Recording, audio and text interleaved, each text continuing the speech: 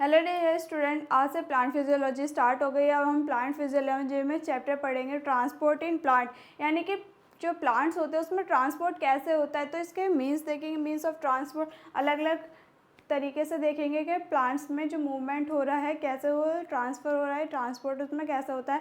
क्योंकि अगर human body में देखा जाए तो ब्लड के द्वारा जो हार्मोन्स होते हैं उसको मूवमेंट करा देते हैं, तो प्लांट्स में अब मूवमेंट कैसे होगा तो देख लेते हैं इसका बेसिक। सबसे पहले इसका बेसिक करेंगे, उससे पहले देख लेते हैं इसमें चैप्टर प्रोग्रेस क्या है, यानी कि हम इस चैप्टर में क्या क्या पढ़ने वाले हैं। तो सबसे पहले हम पढ़ेंगे मीन्स ऑफ ट्रांसपोर्ट, ट्रांसपोर्ट कैसे होता है। इसके बाद प्लांट वाटर रिलेशन करेंगे, ऑस्मोसिस करेंगे, प्लाज्मोलाइसिस करेंगे, इम्बिशन करेंगे, long distance transport of water करेंगे, ट्रांसमिशन करेंगे और ट्रांसलोकेशन करने वाले हैं। तो चलिए स्टार्ट करते हैं। अब इसके सबसे पहले बेसिक कर लेते हैं। बेसिक में क्या क्या आ जाएगा, ट्रांसपोर्टेशन इन प्लांट। ट्रांसपोर्ट कैसे होता है प्लांट्स में, दो तरीके से होता है। टू टिश्यू के बेस पे होता है। कौन कौन से, एक होता है जाइलम, एक होता है फ्लोएम। तो जाइलम में क्या होता है कि जो वाटर और मिनरल का मूवमेंट होता है। क्या होता है, वाटर और मिनरल का मूवमेंट होता है। तो यानी कि अगर पूछा जाए तो प्लांट्स में कैसे ट्रांसफ़र होता है, वाटर और मिनरल्स के द्वारा क्या हो रहा है, इसमें मूवमेंट हो रहा है। और ये कैसे होता है, यूनिडायरेक्शनल, यानी कि ये एक ही डायरेक्शन में मूव कर सकते हैं। इसका जो प्लांट्स में मूवमेंट होगा जाइलम का, वाटर का जो है मूवमेंट वो एक ही डायरेक्शन में वो मूव होगा। फ्लोएम में अगर देखते हैं तो इसमें क्या होता है, ट्रांसलोकेशन ऑफ फूड, फूड का ट्रांसलोकेशन, यानी खाना जो बनेगा वो फ्लोएम के द्वारा पानी के किस में आएगा, जाइलम में। तो जो फ्लोएम होता है ये कैसे होता है, मल्टी डायरेक्शन, मैनी डायरेक्शन में ये मूव कर सकते हैं। नेक्स्ट आता है मीन्स ऑफ ट्रांसपोर्ट। अब एनसीईआरटी का कुछ क्वेश्चन ले रखा है। एनसीईआरटी से अगर हम पढ़ते हैं तो एनसीईआरटी का एक पॉइंट्स भी बहुत ज़्यादा इंपॉर्टेंट होता है, उससे बहुत बड़ा क्वेश्चन भी बन सकता है। तो हम एनसीईआरटी का क्वेश्चन कर लेते हैं। सबसे पहले डिफ्यूज़न। डिफ्यूज़न क्या होता है, तो डिफ्यूज़न जो होता है वो क्या होता है, higher concentration of lower concentration, यानी मूवमेंट जो होता है, मूवमेंट ऑफ मॉलिक्यूल्स। जो मॉलिक्यूल्स होते हैं, मॉलिक्यूल्स का मूवमेंट हायर कंसंट्रेशन से लोअर कंसंट्रेशन की तरफ जाता है, तो उसे क्या बोलता है, diffusion. The movement of molecules from higher concentration to higher concentration to lower concentration.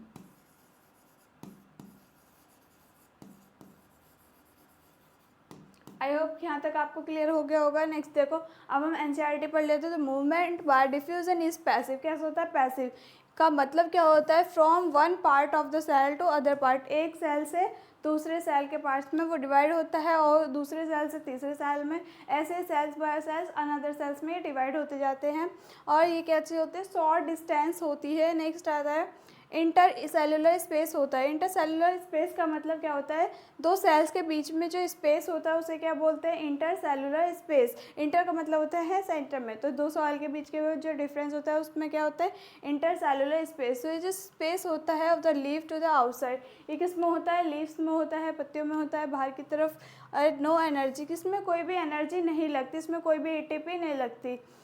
Next आता है in diffusion molecules move in a random fashion, एक ही तरह से रैंडम मतलब रैंडमली मूव करते हैं।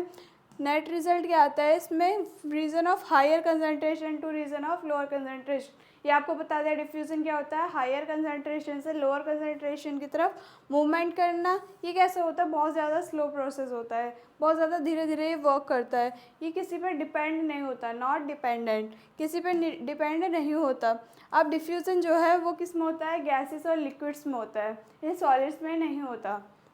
But diffusion in solid is more likely rather than of solid. Diffusion is very important to plant. तो प्लांट के लिए जो डिफ्यूज़न होता है बहुत ही ज़्यादा उसके इम्पोर्टेंट होता है। डिफ्यूज़न रेट जो होती है वो अफेक्ट करती है क्या, कंसंट्रेशन, कितना उसका कंसंट्रेशन है, permeability of the membrane separating them temperature and pressure. इसमें क्या होता है, एक सेमी परमेबल मेम्ब्रेन होती है जो डिफ्यूज़न को एक लोअर हायर कंसंट्रेशन से लोअर कंसंट्रेशन की तरफ मूव करती है। तो बीच में क्या लगी हुई होती है, सेमी परमेबल मेम्ब्रेन लगी हुई होती है, जो किसके अकॉर्डिंग चेंज होती है, टेम्परेचर और प्रेशर के अकॉर्डिंग। इसके बाद नेक्स्ट आता है डिफ्यूज़न क्या करता है, क्रिएट्स अ प्रेशर। किसकी वजह से होता है, प्रेशर की वजह से। अगर डिफ्यूज़न प्रेशर देखा जाए तो डिफ्यूज़न प्रेशर अगर बढ़ रहा है, ठीक है, या तो डिफ्यूज़न प्रेशर इंक्रीज़ होगा या फिर डिफ्यूज़न प्रेशर डिक्रीज़ होगा। डिफ्यूज़न प्रेशर अगर पूछा जाए क्या होता है, तो डिफ्यूज़न अगर प्रेशर के द्वारा उसमें मूवमेंट होता है तो उसे क्या बोलते हैं, डिफ्यूज़न प्रेशर। नेक्स्ट आता है फैसिलेटेड डिफ्यूज़न। अब ये फैसिलेटेड डिफ्यूज़न क्या होता है इसे भी देख लेते हैं। तो एनसीईआरटी से पढ़ते हैं, इसमें एक ग्रेडियंट मस्ट ऑलरेडी भी present for diffusion. Gradients present होते हैं डिफ्यूज़न में। अब डिफ्यूज़न रेट जो होता है वो किस पे डिपेंड होता है, उसके साइज़ पे। डिफ्यूज़न रेट किस पे डिपेंड होता है, diffusion rate depend on size of substance, size of substance. Obviously smaller substance diffuse faster. जो स्मॉल सब्सटेंस होते हैं डिफ्यूज़न के, वो बहुत जल्दी मूवमेंट कर जाते हैं, और जो लार्ज होते हैं वो स्लो प्रोसेस में के थ्रू वो धीरे धीरे करके मूव करते हैं। अब आता है diffusion of many substance across a membrane depend on the solubility in lipid. Solubility पे डिपेंड होता है। अभी सॉल्युबिलिटी क्या होती है, जिसमें कंसनट्रेशन बहुत ज़्यादा हाई होती है, यानी वॉल्यूम उसमें ज़्यादा होता है, वो क्या दिखाती है, सॉल्युबिलिटी शो करती है। तो सॉल्युबिलिटी पे ही डिपेंड करता है। इसके आता है the major constituent of the membrane substance soluble in lipid diffuse through the membrane faster. तो उसमें जो मेम्ब्रेन लगी हुई होती है, अभी जो सेमी परमेबल मेम्ब्रेन पड़ी थी, उस मेम्ब्रेन की वजह से क्या होता है, जो लिक्विड सब्सटेंस होता है बहुत जल्दी डिफ्यूज़ कर जाते हैं। सब्सटेंस में क्या आता है, एक हाइड्रोफिलिक मोइटी। हाइड्रोफिलिक का मतलब क्या होता है, higher concentration to lower concentration में मूवमेंट करना, find it difficulty to pass through the membrane. अब किससे पास हो रहे हैं, जो मॉलिक्यूल्स है वो एक मेम्ब्रेन से पास हो रहे हैं। ये इसका मूवमेंट कैसे हो जाएगा फिर, फैसिलिटेड। सबसे पहले क्या लिया, दो लिक्विड सब्सटेंस ले लिए, उसके बाद उसमें क्या लगाई, सेमी मेम्ब्रेन, और प्रेशर के ज़्यादा होने की वजह से वो क्या करेंगे, हायर कंसंट्रेशन से लोअर कंसंट्रेशन की तरफ जाएंगे। और इसका जो मूवमेंट होता है, जो स्मॉल मॉलिक्यूल्स होते हैं उनका जो मूवमेंट होगा वो फास्टर होगा देन लार्ज मॉलिक्यूल्स। तो इसे क्या बोलते हैं, फैसिलिटेड डिफ्यूजन बोलते हैं। Membrane proteins provide site at which molecule cross the membrane. तो मेम्ब्रेन प्रोटीन जो करते हैं वो भी क्या करते हैं, उस मेम्ब्रेन परमेबल मेम्ब्रेन से मूवमेंट करते हैं मॉलिक्यूल्स का। They do not set up a concentration gradient. कोई भी इसमें कंसंट्रेशन ग्रेडियंट नहीं होता है। Concentration gradient must already be present from molecules to diffuse. तो इसमें क्या होता है, कंसंट्रेशन जो ग्रेडियंट्स होते हैं वो क्या करते हैं, मॉलिक्यूल्स को डिफ्यूज़ करते हैं, facilitated by the proteins, proteins की हेल्प से। तो इसी वाले डिफ्यूज़न को क्या बोलते हैं, फैसिलेटेड डिफ्यूज़न। क्या हो जाएगा, ऐसे कंसंट्रेशन ग्रेडियंट जो मॉलिक्यूल्स में पहले से ही प्रेजेंट होते हैं और वो क्या करते हैं, फैसिलेटेड यानी डिफ्यूज़ हो जाते हैं प्रोटीन्स के अकॉर्डिंग, तो उसे क्या बोलते हैं, फैसिलेटेड डिफ्यूज़न बोलते हैं। नेक्स्ट कर लेते हैं, in facilitated diffusion special protein help move substance across membrane without expenditure of ATP energy. मैंने अभी बताया था कि कोई भी एटीपी एनर्जी एक्सपेंड नहीं होती। Facilitated diffusion according to situation हो जाता है, जिससे मॉलिक्यूल्स लार्जर थे तो वो उसका प्रोसेस स्लो होता है, और जो मॉलिक्यूल्स हाई थे वो क्या हो जाएंगे, जो शॉर्टर थे वो क्या हो जाएंगे, उसका डिफ्यूज़ जल्दी हो जाएगा। अब आता है फैसिलिटेड डिफ्यूज़ में क्या होता है, ट्रांसपोर्ट करते हैं मॉलिक्यूल्स का high concentration required input of energy. जितनी एनर्जी उसमें लगेगी वो क्या करेंगे, हायर कंसंट्रेशन देंगे। और transport reach maximum when all of the proteins transport are being use saturation. किसके अकॉर्डिंग ये मूवमेंट करेंगे, सैचुरेटेड के अकॉर्डिंग। फैसिलिटेड डिफ्यूज़न क्या है, एक वेरी स्पेसिफिक, एक स्पेसिफिक पर्टिकुलर पॉइंट के लिए फैसिलिटेड डिफ्यूज़न होता है। It allow cell to select substance for outtake. इसमें क्या हो जाएगा, जो सेलुलर सब्सटेंस होते हैं वो ज़्यादा ज़रूरी होते हैं। It is sensitive to inhibitor. Inhibitor क्या करता है, उन्हें रोकने का काम करते हैं, विच रिएक्ट एंड प्रोटीन साइड चाहिए। तो इसमें क्या दे रखे हैं, कुछ प्रोटीन चेन दे रखे हैं। जैसे इसमें आउटर सेल है, आउटर साइड में क्या है, ये प्रेजेंट है, सेल्स प्रेजेंट है, बीच में क्या है, ये मेम्ब्रेन लगी हुई है। इसके बाद इसमें भी क्या हो जाएगा, ये आउटर साइड की सेल हो जाएगी, बीच में मेम्ब्रेन हो जाएगी। ये जो बीच में है इसे क्या बोलते हैं, ट्रांसपोर्ट ऑफ प्रोटीन। ये क्या करता है, प्रोटीन का ट्रांसफ़र कर रहा है। तो हायर कंसंट्रेशन थे, बीच में प्रोटीन लगाया, प्रोटीन के बाद क्या हो गया, वो लोअर कंसंट्रेशन में चले गए। तो ये जो क्या हो जाएगी, अंदर वाली सेल्स को क्या बोलेंगे, इनर साइड ऑफ सेल। इसके बाद ही जो मॉलिक्यूल्स हो जाएंगे इसे क्या बोलते हैं, ट्रांसपोर्ट मॉलिक्यूल्स। तो ये क्या हो रहा है, ट्रांसफ़र हो रहे हैं इन मॉलिक्यूल्स का higher concentration to lower concentration transfer हो रहा है। और बीच में क्या लगा है, प्रोटीन, जिसके थ्रू वो क्या कर रहे हैं, ट्रांसफ़र कर रहे हैं। तो ये किसका डायग्राम है, ट्रांसपोर्टेड फैसिलिटेड डिफ्यूज़न का। जिसमें ट्रांसपोर्ट हो रहा है। अब आता है मूवमेंट ऑफ हाइड्रोफिलिक सब्सटेंस। अब ये हाइड्रोफिलिक सब्सटेंस क्या होते हैं, तो इनका जो कंसंट्रेशन ग्रेडियंट होता है, इनके जो कंसंट्रेशन होता है, इसका वॉल्यूम जो होता है वो बहुत ज़्यादा हायर होता है, हायर से लोअर भी जा सकता है। तो हायर कंसंट्रेशन से लोअर कंसंट्रेशन की तरफ जाना वो क्या कहलाता है, हाइड्रोफिलिक सब्सटेंस कहलाता है। Thoroughly fixed membrane and transport protein without any expenditure of energy. तो बीच में प्रोटीन लगा हुआ था, प्रोटीन से हायर कंसंट्रेशन से जो प्रोटीन लगा उसको वो मॉलिक्यूल्स हो जाएंगे, उसमें ग्रेडियंट हो जाएंगे, वो मॉलिक्यूल्स लोअर कंसंट्रेशन की तरफ चले जाएंगे, तो उसे क्या बोलते हैं, हाइड्रोफिलिक सब्सटेंस बोलते हैं। प्रोटीन चैनल कैसे को क्या बोलते हैं, पोरिन्स बोलते हैं, यानी प्रोटीन्स बहुत ज़्यादा प्रेजेंट होते हैं, बहुत ज़्यादा वहाँ पे क्या होते हैं, प्रोटीन की कंसंट्रेशन बहुत ज़्यादा हाई होती है, जिसे क्या बोलते हैं, पोरिन्स बोलते हैं। और हाइड्रोफिलिक में जब हायर कंसंट्रेशन से लोअर कंसंट्रेशन की तरफ जब गया जो मॉलिक्यूल्स का ट्रांसफ़र होता है उसमें कोई भी एनर्जी नहीं लगती, एनर्जी एक्सपेंड नहीं होती। नेक्स्ट आता है, अब इसमें दे रखा है 3 तरीके से, एक है यूनिपोर्ट, एक है एंटीपोर्ट और एक हो जाएगा सिम्पोर्ट। तो यूनिपोर्ट में क्या लगी हुई है, करियर प्रोटीन लगी हुई है।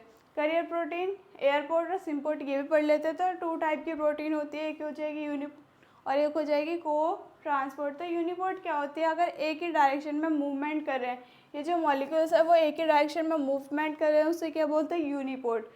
को ट्रांसपोर्ट क्या होता है, इसमें 2 तरीके से होता है, एंटीपोर्ट और सिम्पोर्ट। एंटीपोर्ट का मतलब क्या होता है, movement of 2 molecules in opposite direction. तो यानी कि अगर एक करियर प्रोटीन यहाँ जा रहा है तो दूसरा करियर प्रोटीन दोबारा बैक आ रहा है, तो मूवमेंट फॉरवर्ड और बैकवर्ड क्या हो रहा है, इक्वल हो रहा है, तो उसे क्या बोलते हैं, एंटीपोर्ट। अब आता है सिम्पोर्ट। सिम्पोर्ट का मतलब क्या होता है, movement of 2 molecules in same direction. ये जो कैरियर प्रोटीन है, कैरियर प्रोटीन क्या करेगा, दोनों ही एक ही डायरेक्शन में मूवमेंट करें, उसे क्या बोलते हैं, सिम्पोर्ट। तो सबसे पहले अगर एक ही डायरेक्शन में मूवमेंट कर रहा है तो क्या हो जाएगा, यूनिपोर्ट। फिर करियर प्रोटीन जो है वो दोनों डायरेक्शन में मूवमेंट करे, एक बैकवर्ड और एक फॉरवर्ड, तो वो क्या हो जाएगा, एंटीपोर्ट। और 2 मॉलिक्यूल्स अगर सेम डायरेक्शन में मूव कर रहे हैं तो उसे क्या बोलेंगे, सिम्पोर्ट। नेक्स्ट आता है, अब ये एक्टिव ट्रांसपोर्ट क्या होता है। एक्टिव ट्रांसपोर्ट ये एनसीईआरटी का क्वेश्चन है, ये भी पढ़ लेते हैं। तो इसमें क्या हो जाएगा, एक्टिव ट्रांसपोर्ट क्या करता है, एनर्जी को यूज़ करता है, यूज़ करने के बाद ट्रांसपोर्ट करता है, किसके द्वारा, पंप मॉलिक्यूल्स की तरह। जैसे कि हमारे हार्ट में जो पंप मॉलिक्यूल्स क्या करते हैं, उसमें आर्टरीज वेसिकल्स होते हैं, उसके थ्रू ब्लड का मूवमेंट होता है। ऐसे इसमें क्या होता है, एनर्जी को ट्रांसफ़र करते हैं पंप मॉलिक्यूल्स के द्वारा अगेंस्ट अ कंसंट्रेशन ग्रेडियंट, उसके कंसंट्रेशन ग्रेडियंट के according. Active transport is carried out by specific membrane protein. उसमें क्या लगी हुई होती है, एक मेम्ब्रेन प्रोटीन लगी हुई होती है। Different protein in the membrane play a major role in both active as well as passive transport. तो दोनों ही मूवमेंट क्या होती है, एक्टिव और पैसिव, ये प्रोटीन के मेम्ब्रेन के अकॉर्डिंग ही उसमें मूवमेंट होता है। Pumps are protein that are use to carry a substance across the cell membrane. तो इसमें जो पंप मॉलिक्यूल्स होते हैं उसमें क्या होता है, वो एनर्जी को कैरी करते हैं, एनर्जी को कैरी करने के बाद वो क्या करते हैं, सेल मेम्ब्रेन के थ्रू मूवमेंट कराते हैं। नेक्स्ट आता है, this pump can transport substance from lower concentration to high concentration. तो इसका जो मूवमेंट हो रहा है वो लो कंसंट्रेशन से हायर कंसंट्रेशन की तरफ हो रहा है। ट्रांसपोर्ट रेट जो है वो reach maximum when all the protein transport are being used as saturate. तो जब भी अगर जो मॉलिक्यूल्स है वो एक जगह सैचुरेट होते हैं तो वहाँ पे क्या हो जाएगा, ट्रांसपोर्ट रेट जो होगा वो मैक्सिमम हो जाएगा। नेक्स्ट आता है, like enzyme like career protein is very specific in what it carries across the membrane. तो यहाँ पे क्या हो जाएगा, कैरियर प्रोटीन जो होगा बहुत ज़्यादा वो स्पेसिफिक हो जाएगा, यूज़ होगा। इसके बाद आता है, protein are sensitive to inhibit that react with protein side chain. तो प्रोटीन जो होंगे वो बहुत ज़्यादा सेंसिटिव हो जाएंगे और वो किसके अकॉर्डिंग चेंज हो जाएंगे, वो प्रोटीन साइड चेन के अकॉर्डिंग वो क्या करेंगे, रिएक्ट करेंगे, इनहिबिट करेंगे, उसे रोकेंगे। जैसे आता है इसमें comparison of different transport mechanism. तो इसमें क्या हो जाएगा, सबसे पहले रिक्वायर स्पेशल मेम्ब्रेन प्रोटीन। तो स्पेशल मेम्ब्रेन प्रोटीन कहाँ पे लगे होते हैं, सिंपल डिफ्यूजन में होती है, नहीं होती। फैसिलेटेड में होती है, हाँ होती है, क्योंकि अभी बताया था special membrane protein simple diffusion में तो डायरेक्ट सेमी परमेबल मेम्ब्रेन लगा रखी थी, पर फैसिलेटेड में क्या लगाते हैं हम, प्रोटीन मेम्ब्रेन लगाते हैं। तो प्रोटीन मेम्ब्रेन होती है और एक्टिव में भी होती है। नेक्स्ट आता है हाईली सिलेक्टिव।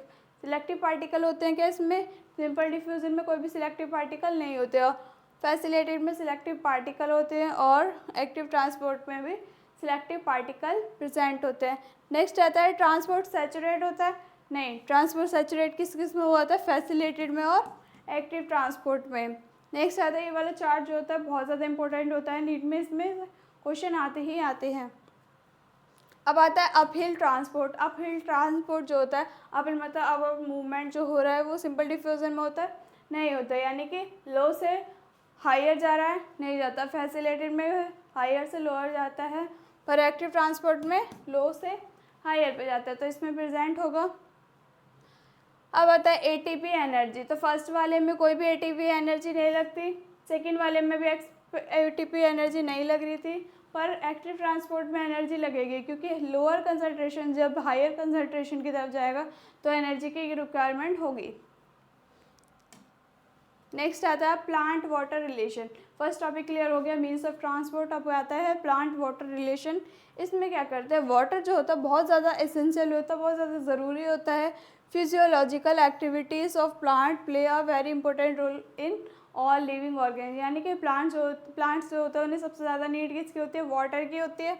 अब आता है it provide the medium is which the most substance are dissolve. तो जितना ज़्यादा वाटर उसमें प्रेजेंट होगा तो उतने ज़्यादा सब्सटेंस क्या उसमें क्या करेंगे? डिजॉल्व होंगे।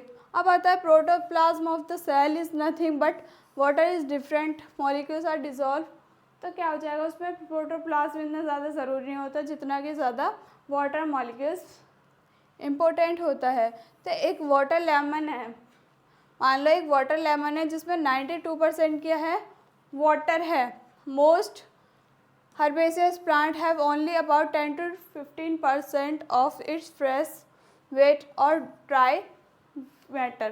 तो क्या हो जाएगा, जो वाटरमेलन है उसमें तो 92% वाटर प्रेजेंट है, और बाकी सारे प्लांट्स में 10 to 15% क्या है? फ्रेश वेट और ड्राई मैटर है। इसके बाद distribution of water with in a plant varies. Body part have relatively very little water. तो जो लकड़ी वाले पार्ट्स होते हैं यानी प्लांट में जो स्टेम होता है उसमें जो वाटर लेवल होता है बहुत ज़्यादा लोअर होता है, और इसके जो सॉफ्ट पार्टर है यहाँ पे क्या करता है?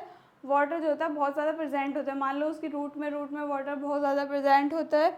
एक सीड हो गया, वो कैसे होता है? ड्राई होता है, but it still has water. पर उसमें क्या होता है? वाटर हो सकता है, otherwise it would not be alive and respire.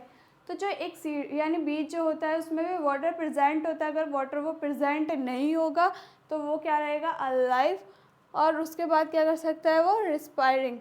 तो उसमें क्या हो जाएगा? वो लाइव नहीं रह पाएगा। ठीक है। नेक्स्ट आता है टेरेस्ट्रियल प्लांट। टेरेस्ट्रियल पौधे कौन से होते हैं? Take up huge amount of water daily but most of it's lost to the air through evaporation for the leaf. यानी कि जो टेरेस्ट्रियल प्लांट होते हैं, ज़मीन पर रहने वाले जो पौधे होते हैं, उनके लिए वाटर की बहुत ज़्यादा ही नीड रहती है, बहुत ज़्यादा वो उसमें इम्पोर्टेंट रहते हैं। पर क्या होता है, जब एयर आती है यानी कि हवा जब आती है तो वो इवापोरेट हो जाते हैं, तो वाटर से वो किस में कन्वर्ट हो जाते हैं? भाप में, यानी कि वेपर में कन्वर्ट हो जाते हैं, तो वो इवापोरेट हो जाते हैं। तो उसका जो पानी होता है बहुत ज़्यादा सूख जाता है, उसमें वाटर की डेफिशिएंसी यानी कमी आ जाती है। अब आता है ट्रांसपिरेशन। तो इसी प्रोसेस को क्या बोलते हैं? ट्रांसपिरेशन। जब भी किसी प्लांट्स में वाटर पहले से प्रेजेंट रहता है, एयर के प्रेजेंस में वो क्या करेगा? एवापोरेट करेगा, यानी कि पानी के जो मॉलिक्यूल्स है वो वेपर में कन्वर्ट हो जा रहे हैं। तो इस वाले प्रोसेस को क्या बोलते हैं? ट्रांसपिरेशन। तो और मैच्योर कॉर्न प्लांट कौन से बीज वाले जो रहते हैं एब्जॉर्व करते हैं 3 litre of water in a day. जो ऐसे पौधे रहते हैं कॉर्न प्लांट जो होते हैं, भुट्टे वाले पौधे, तो वो क्या करते हैं? 1 लीटर वाटर क्या करते हैं? एब्जॉर्व करते हैं डेली, वो भी। While a mustard plant, mustard यानी कि वो सरसों वाला तेल जो होता है वो वाले जो पौधे होते हैं वो भी एब्जॉर्व करते हैं water equal to its own weight. तो जितना उनका वेट होगा उसी के इक्वल वो वाटर को एब्जॉर्ब करते हैं। नेक्स्ट आता है because if high demand of water. तो इसमें कितने घंटे के लिए वो एब्जॉर्ब करते हैं? 5 घंटे तक वो एब्जॉर्ब करे रहते हैं। इसके बाद आता है प्लांट की जो ग्रोथ होती है और प्रोडक्टिविटी होती है एग्रीकल्चर एंड नेचुरल इन्वायरमेंट के बेस पे, वो किसके अकॉर्डिंग होती है? वाटर के अकॉर्डिंग। जितना ज़्यादा वाटर होगा उतना ज़्यादा प्लांट क्या करेंगे? ग्रोथ करेंगे। अकॉर्डिंग टू नीड, जितनी उनकी नीड होगी उतना। अब आता है वाटर पोटेंशियल। वाटर पोटेंशियल को फॉर्मूला होता है, वाटर पोटेंशियल पहले देख लेते हैं क्या होता है वाटर पोटेंशियल। तो वाटर पोटेंशियल को क्या बोलते हैं, केमिकल पोटेंशियल ऑफ वाटर, क्योंकि इसमें क्या प्रेजेंट होते हैं, एक तरीके से केमिकल्स ही मान लो, क्योंकि वाटर में क्या जाएंगे, केमिकल्स प्रेजेंट होंगे। Determine movement of water, affinity of water absorption. इसके बाद इसमें वाटर के थ्रू क्या करते हैं, प्लांट्स में मूवमेंट होता है, एफिनिटी शो करता है। ग्रीक लेटर क्या है, यह बताया है PS, यानी P solute is equal to, ये क्या होता है, इसे साइन बोलते हैं, साइन। तो psi W is equal to sign S plus sign P। तो W क्या हो जाएगा, वेट, साइज क्या हो जाएगा, सॉलिड, और P क्या हो जाएगा, पोटेंशियल। इसके बाद आता है प्योर वाटर। प्योर वाटर की जो वैल्यू होती है वो कितना होता है, psi W is equal to 0। W क्या है, वाटर है, तो क्या हो जाएगा, sign W is equal to 0। तो फॉर्मूला क्या होता है, psi W is equal to sign S plus sign P। तो सॉलिड पोटेंशियल और प्रेशर पोटेंशियल, S क्या है, सॉलिड प्रेशर, सॉलिड पोटेंशियल, और P क्या हो जाएगा, प्रेशर पोटेंशियल। तो अब आता है solute added into pure water. जब सॉल्यूट को ऐड करते हैं प्योर वाटर में तो क्या आता है, सॉल्यूट पोटेंशियल बोलते हैं उसे। ऑलवेज नेगेटिव कैसे होता है, हमेशा नेगेटिव ही आएगा, क्योंकि इसमें क्या होते हैं, वैल्यूज़ प्रेजेंट होते हैं, और जो वैल्यू नेगेटिव में आएगी वो किस में आ जाएगी, वो सॉल्यूट पोटेंशियल में आ जाएगी। अब आता है प्रेशर पोटेंशियल। यहाँ पे प्रेशर पोटेंशियल क्या होता है, तो प्रेशर पोटेंशियल में क्या आ जाएगा, TP और WP। तो TP क्या हो जाएगा, टोटल प्रेशर, अपॉन में वाटर पोटेंशियल क्या हो जाएगा, इसमें pressure exerted on the wall of cell, यानी सेल्स की वॉल पे क्या करेगा, प्रेशर एग्जिस्ट करेगा। आई होप यहाँ तक आप सभी को बहुत अच्छे से क्लियर हुआ होगा। नेक्स्ट कर लेते हैं। अब आता है क्वेश्चन। क्वेश्चन में क्या दे रखा है, cell A and cell B, क्या दे रखे हैं, एक सेल A है और एक सेल B है, आर एडजेसेंट प्लांट सेल्स। तो इन सेल A WS कितना दे रखा है, -20। इसके बाद WP नहीं, साइन P है, इस तरीके से साइन बना है। तो साइन P कितना हो जाएगा, 8 बार्स। इन सेल B साइन की वैल्यू दे रखी है -12, साइन P की दे रखी है 2 बार। कितना हो जाएगा, साइन S जो हो जाएगा वो कितना हो जाएगा, -12, और साइन P कितना हो जाएगा, 2 बार्स। फॉर्मूला भी पढ़ा था हमें, क्या निकालना है इसमें, सेल A और B। तो क्या हो जाएगा, sign W is equal to sign S plus sign P। अब साइन S की वैल्यू क्या होती है, हमेशा नेगेटिव। सॉलिड पोटेंशियल जो पढ़ा था हमेशा नेगेटिव होगी, तो -12 आ गई। तो यहाँ पे क्या लिखेंगे, -12 प्लस साइन P की वैल्यू कितने में आती है, प्रेशर को एग्जिस्ट करता है उसकी वॉल्स में, सेल्स की वॉल्स में। तो कितना बार्स दे रखा है, 2 बार्स दे रखा है, तो 12 + 2। तो माइनस और प्लस क्या हो जाएगा, माइनस हो जाएगा, 12 में से 2 चले जाएंगे, कितना बचा, -10। तो जो वाटर आया है, साइन वाटर कितना हो जाएगा, 10। नेक्स्ट आता है, इसमें दे रखा है in the given diagram which cell है मैक्सिमम एब्जॉर्बिंग कैपेसिटी। तो इसमें भी सेल दे रखे हैं, cell A, cell B, cell C, cell D। तो इसमें भी क्या निकालना है, सबका वाटर पोटेंशियल निकालना है। तो इसका अलग निकलेगा, इसका अलग, इसका ये अलग, ये क्या, इसका अलग। फॉर्मूला आपको पता है, साइन, इस वाले फॉर्मूले से निकल जाएंगे, psi W is equal to sign S plus sign P। ये आपको मिलता है होमवर्क में। मिलते हैं हम नेक्स्ट लेसन में एक नए टॉपिक के साथ में। तब तक इस वाले लेसन की प्रैक्टिस करनी है, और ये जो होमवर्क आपको मिला है ये क्वेश्चन भी आपको करना है।